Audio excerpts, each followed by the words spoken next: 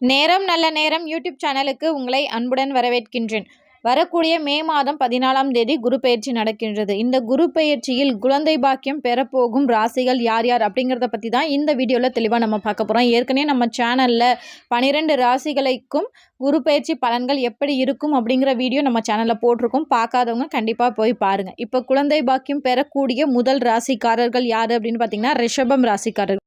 ரிஷபம் ராசிக்காரர்களுக்கு வரக்கூடிய இந்த குரு பெயர்ச்சி ரொம்பவே சிறப்பான பயிற்சி அப்படின்னு தான் சொல்லணும். குரு பல நன்மைகளை உங்களுக்கு அள்ளித்தர காத்திருக்கிறார். அதில் ஒரு முக்கியமான ஒரு பாக்கியம் தான் உங்களுக்கு குழந்தை பாக்கியம்.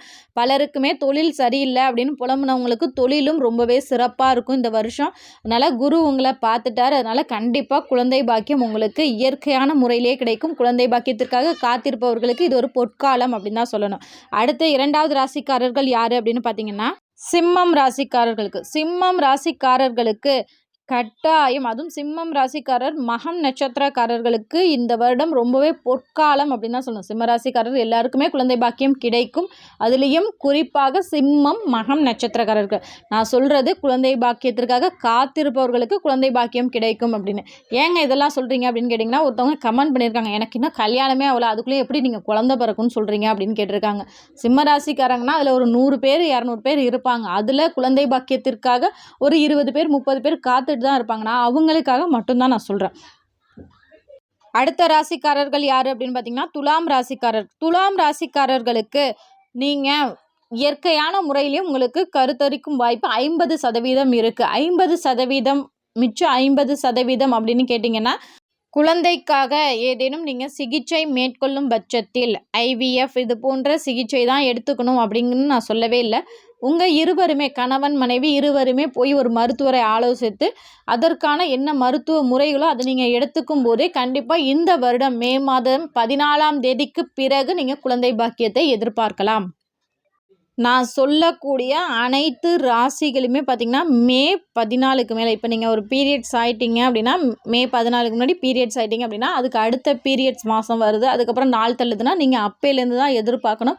இல்லைங்க நாங்கள் இப்போ தான் மே 14ஓட தான் எனக்கு பீரியட்ஸ் வர டைமு, அப்போ தான் 2 நாள் தள்ளி இருக்குது, நான் எதிர்பார்க்கலாமான்னா, ஏன்னா இப்போ தான் குரு பெயர்ச்சி மாறுறாரு, மே 14க்கு மேலே தான் மாறுறாரு. அதுக்கப்புறம் அவரோட பார்வை பலம் பட்டு தான் உங்களுக்கு குழந்தை பாக்கியத்திற்கான அதிர்ஷ்டம்லாம் கிடைக்கும். அதனால் இந்த மாதத்தை கூட விட்டுருங்க. மே மாதத்தை விட்டுட்டு ஜூன் மாதத்திலிருந்து கூட எதிர்பார்க்கலாம். ஒரு சிலருக்கு இந்த பூர்வ புண்ணிய ஸ்தானம் அப்படிங்கிறது ரொம்பவே பலம் பெற்றிருந்தது அவர்களோட சுய ஜாதகத்தில் அப்படின்னா, இந்த மே மாதம் 14ஆம் தேதிக்கு தாங்க நாங்கள் குளிக்கிற டேட்டு, ஆனால் அதுக்கப்புறம் ஒரு வாரம் தள்ளிடுச்சு, நான் செக் பண்ணேன் எனக்கு பாசிட்டிவ் அப்படின்னு வருதுங்க அப்படின்னு.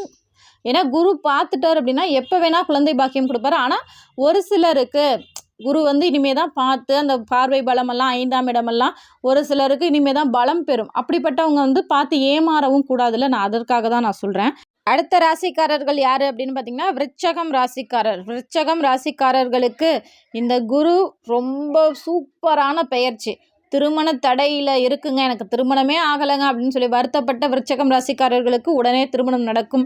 காதலே இல்லை அப்படிங்கிறப்ப காதல் மலரும். குழந்தை பாக்கியத்திற்காக காத்திருப்பவர்களுக்கும் இது ஒரு பொற்காலம் அப்படின்னு தான் சொல்லணும். குரு உங்களை பார்த்துட்டார். இயற்கையான முறையிலே உங்களுக்கு குழந்தை பாக்கியத்தை கொடுக்க போகிறார். கண்டிப்பாக நீங்கள் இந்த குழந்தை பாக்கியத்திற்காக காத்திருப்பவர்கள் என்ன பண்ணுறீங்கன்னா, வியாழக்கிழமை இது எல்லா ராசிக்காரர்களுக்குமே குரு ஹோரை நேரம் உங்களுக்கு தெரிலனா எனக்கு கமெண்ட் பண்ணுங்கள். நான் உங்களுக்கு குரு ஹோரை நேரம் என்ன அப்படின்னு நான் சொல்லிடுறேன். அந்த நேரத்தில் அருகில் இருக்கிற சிவாலயங்களில் உள்ள குரு பகவானுக்கு போய் தேன் தானம் உங்கள் கையால் கொடுங்க. அதை எப்போயோ அவங்க அபிஷேகம் பண்ணிட்டோம், ஆனால் நீங்கள் அந்த குறிப்பிட்ட நேரத்தில் நீங்கள் போய் அந்த தேன் தானம் கொடுத்துட்டு உங்கள் வீட்டுக்கு பக்கத்தில் உள்ள சின்ன பிள்ளைங்க இருந்தாலும் சரி, எறும்புகளுக்கு வியாழக்கிழமை நான் சொல்லக்கூடிய குரு ஹோரை நேரத்தில் தேனை 2 சொட்டு கீழே விடுங்க.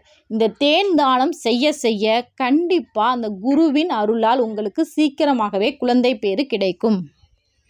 அடுத்த ராசிக்காரர்கள் யார் அப்படின்னு பார்த்தீங்கன்னா மகரம் ராசிக்காரர்களுக்கும் மருத்துவரை அணுகாமல் குழந்தை பாக்கியம் கிடைக்காது. அதனால் ஒரு சின்ன செக்கப் மருத்துவரை அணுகி போய் பார்த்துட்டு வந்ததுக்கு பிறகு அடுத்த மாதமே கன்ஃபார்ம் பண்ணுற வாய்ப்பும் இருக்குது. ஒரு சிலருக்கு IVF மூலமும் குழந்தை பேர் கிடைப்பதற்கான வாய்ப்பு இருக்குது. அதனால் ஒரு முறை மருத்துவரை மே 14க்கு மேலே போய் பாருங்கள், அடுத்த குரு பயிற்சிக்குள்ளே கையில் குழந்தையோட சந்தோஷமாக இருப்பீங்க. கண்டிப்பாக இந்த வீடியோ உங்களுக்கு பயனுள்ளதாக இருக்கும் என்ற நம்பிக்கையில் மற்றொரு வீடியோவில் சந்திக்கிறேன்.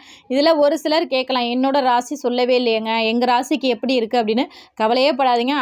அடுத்ததே மே மாதம் 18ஆம் தேதியே ராகு கேது பெயர்ச்சி அப்படிங்கிறது வருது. ராகு கேது பெயர்ச்சி வந்தால் அவங்களோட பார்வை பலத்தாலும் அவங்க இருக்கக்கூடிய பலத்தாலும் ஒரு சில ராசிகளுக்கு சிகிச்சை முறை மற்றும் இயற்கை முறையில் ஒரு சில ராசிகளுக்கு குழந்தை பாக்கியத்தை கொடுப்பதற்காக இருக்கிறார். இனி வரும் காலங்களில் ராகு கேது பெயர்ச்சி தெளிவான விளக்கத்தோடு நம்ம சேனலில் வீடியோ வந்துக்கிட்டே இருக்கும். கண்டிப்பாக நம்ம சேனலை மிஸ் பண்ணாதீங்க, சப்ஸ்கிரைப் பண்ணி வச்சுக்கோங்க.